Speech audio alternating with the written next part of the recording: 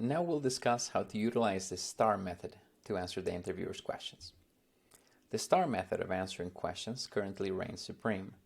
STAR stands for situation, task, action, and results. So in that order, you would provide the context by describing the situation and explaining the task at hand. Then you'll provide details about the actions that you took to achieve your goal. Here is where you highlight your skills, especially the top skills as you have discovered them in the job description. And lastly, you'll wrap it up with displaying the results of your actions and their impact. This last part, the results, that's the piece that most candidates forget. So why is this method of answering questions so powerful?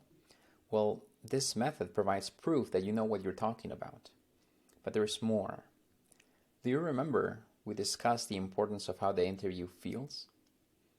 This method of answering is called storytelling, and it is through this story that you engage your audience. You paint a clear picture and can even help them relate to it. These stories and what they make your audience feel makes them memorable, and this is what you want. Remember, you are not the only candidate interviewing. Days or even weeks can go by between interviews, and after a few days or weeks, people will not remember what you said, but they will remember how they felt. And so, to improve your chances of being remembered, you need to make them remember how they felt when you answer their questions.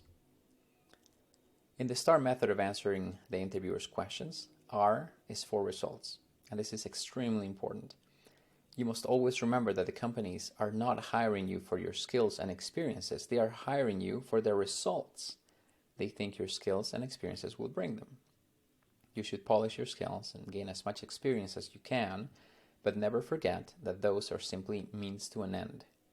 So when it comes down to the interview, never forget the results as part of your answers. Even though they have called you to interview and are asking questions about you, the interview isn't really about you. It's actually about them and what you can do for them. This is why results are one of the most important parts of your answers. Let's quickly take a look at 3 candidates. Candidate 1 tells a brief story and ends with, I improved production. All right. What does improved production look like? Is it 1%? Is it 200%? It doesn't really tell me anything. Candidate 2 tells the same story and ends with, I improved production by 10%. All right, it's a little better.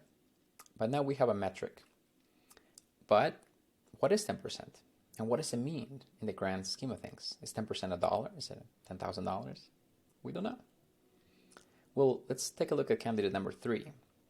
He tells the same story and ends with, I improved production by 10%, and equivalent to $250,000 of increased revenue in 2021.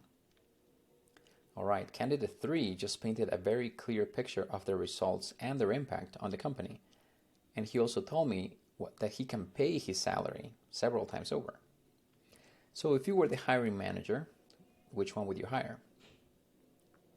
The metrics, the results, the impact, it doesn't just stay in your resume. You need to bring those to the interview with you, because once again, companies are not hiring you for your skills and your experiences. They are hiring you for the results they think your experiences and your skills will bring them.